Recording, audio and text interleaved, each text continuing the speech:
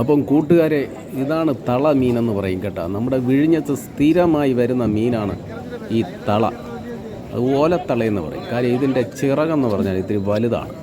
ഇതിപ്പം മുറിച്ച ചിറകാണ് ഇതിൽ കാണുന്നത്. വലിയ മീനും കൂടിയാണ്.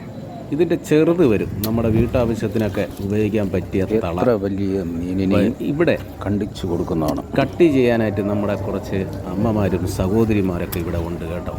നല്ല പരുവത്തിന് അവർ കട്ട് ചെയ്ത് തരും. അപ്പം മറന്നു പോകണ്ട, ഓലത്തള നമുക്ക് കഴിക്കാൻ താല്പര്യമുണ്ടെങ്കിൽ വിഴിഞ്ഞത്തുനിന്ന് ചെറുത് നോക്കി ലേലം വിളിച്ചെടുക്കാം.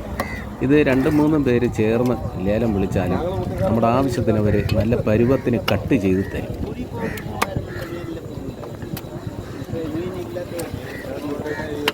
പിന്നെ ഇതിൻ്റെ തോട് കളയാതെ നമ്മൾ കട്ട് ചെയ്ത് കഴിഞ്ഞാൽ ഇത് ഇറച്ചി നല്ല സേഫ്റ്റിയോടെ ഇരിക്കും.